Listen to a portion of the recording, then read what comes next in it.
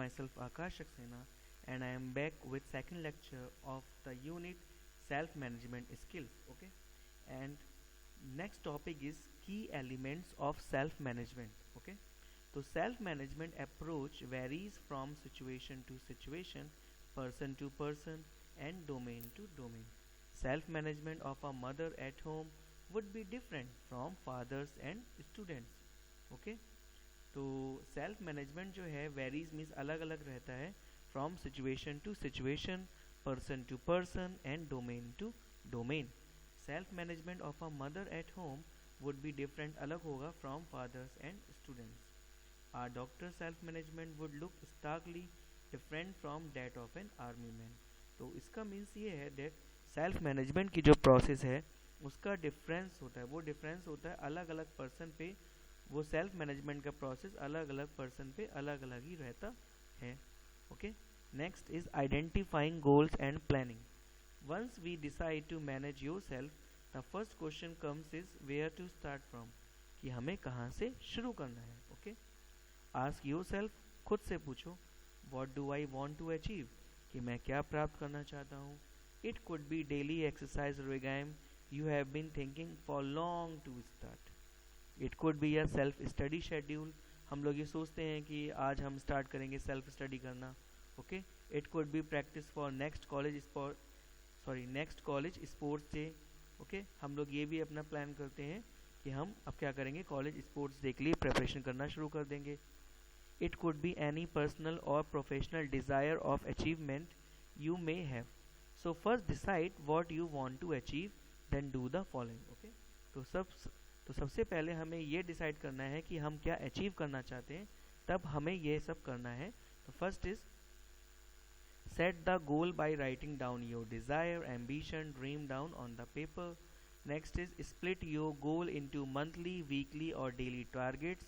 And third is plan out what will we do to achieve daily target. Okay, तो set the goal by writing down our desire, ambition, dream down on the paper. Okay, तो main ये है कि हमें अपना goal set करना है कि डेट किस गोल, कौन सा हमारा यहाँ पे टारगेट है that we want to success. Okay, that we want to gain success in that target. Okay, next is split your goal, हमें अपने लक्ष्य को स्प्लिट कर देना चाहिए, बांटना चाहिए इनटू मंथली, वीकली और डेली टारगेट. ओके, तो एक टास्क है हमारा और उस टास्क को अगर हमें कंप्लीट करना है तो हमने उसको शेड्यूल कर लिया. शेड्यूलिंग कर ली मीन्स बांट लिया कि आज मुझे ये करना है, फिर नेक्स्ट डे मुझे ये करना है.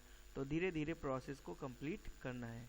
Okay, next is plan out what will we do to achieve daily target.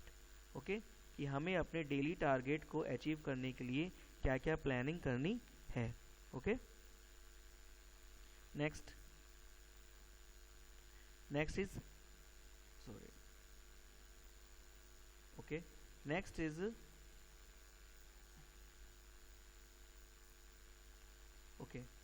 is organizing. This is the phase where we begin acting on the set plan.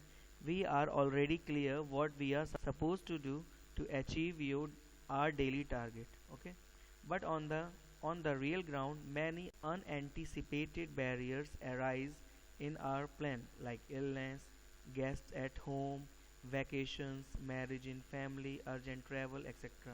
तो ये सारे जो हैं ये बैरियर्स हैं हमारे डेली टारगेट के लिए because of illness. Okay, illness अगर है तो आपका जो टारगेट है उसे अचीव करने में प्रॉब्लम हो सकती है. और गेस्ट एट होम, कोई आप टास्क कंप्लीट कर रहे हैं और अगर आपके घर पे गेस्ट आ गए हैं तो वो भी आपको के टास्क को कंप्लीट करने में बैरियर रहेंगे. तो ऐसे ही कई बैरियर्स होते हैं. ओके, तो answer lies in your targets. We can manage what we can major.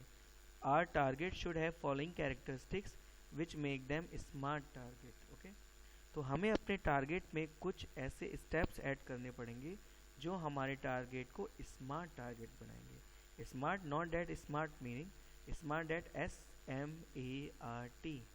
S for specific. Okay, S for specific, M for measurable, A for achievable, R for realistic and T for time bound.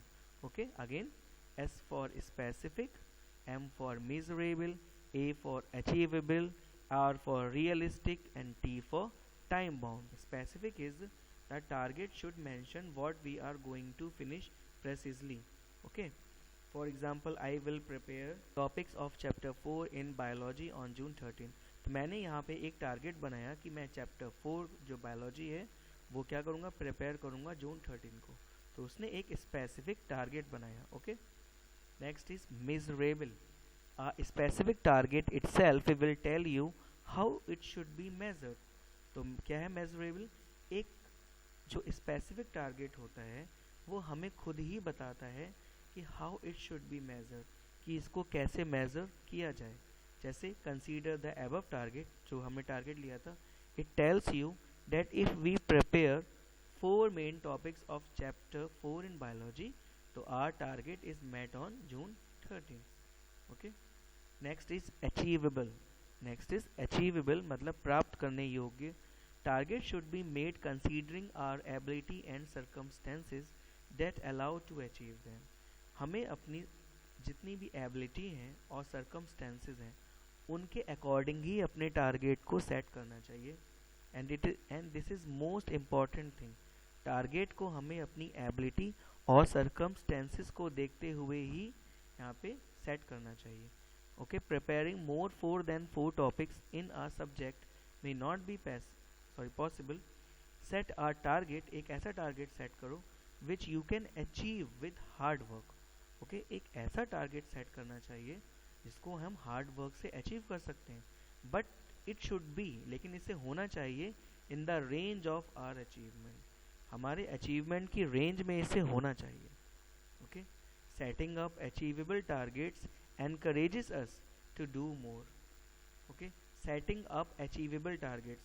अगर हम achievable targets को ही अगर हम set करेंगे तो ये हमें ज़्यादा encourage करेगा. Okay, अगर आप ऐसा टारगेट सेट कर लेते हैं जो आपकी एबिलिटी से बाहर है तो अगर आप वो अचीव नहीं कर पाएंगे देन इट विल डीमोटिवेट अस ना. तो इसलिए हमें अपनी एबिलिटी और सर्कमस्टेंसेस को देखते हुए ही अपने टारगेट को सेट करना चाहिए. Okay. Next is R for realistic. Okay, this related to the previous point, but here the focus is on our ability. Okay, considering the available time limit. ये है आपका realistic. This related to the previous point. ये topic जो है previous point से ही यहाँ पे related है, but यहाँ पे जो focus है वो ability पर दिया गया है. ठीक, considering the available time limit, कि आप दी गई टाइम लिमिट में वर्क को कंप्लीट करने के लिए कितनी एबिलिटी को रखते हैं. Think about the target if it is really achievable.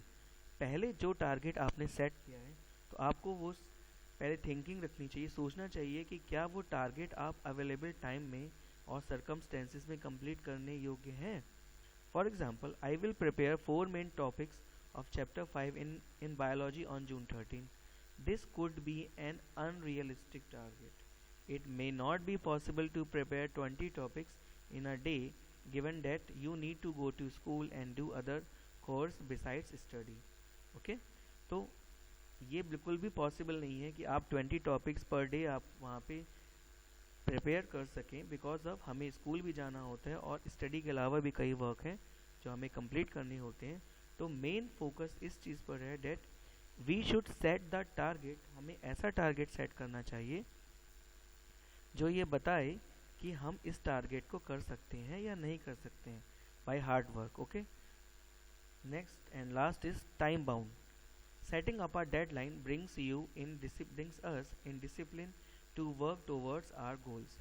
Setting up a deadline, जब तक आप किसी भी वर्क को, किसी भी टास्क को कंप्लीट करने की आप अगर डेडलाइन नहीं सेट करते हो तब तक हम किसी भी वर्क को कंप्लीट नहीं कर सकते.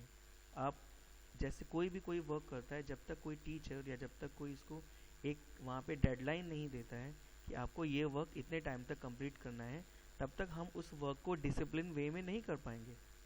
It also helps us in measuring our progress. ये हमारी हेल्प भी करता है मेजरिंग करने के लिए, मेज़र करने के लिए हमारी प्रोग्रेस को, कि हमने उस वर्क को कितने दिन में कहाँ तक कंप्लीट कर लिया. Okay, then after a week time we can easily calculate how many topics in which subject we have prepared in just 7 days. What was the original target and what is achieved.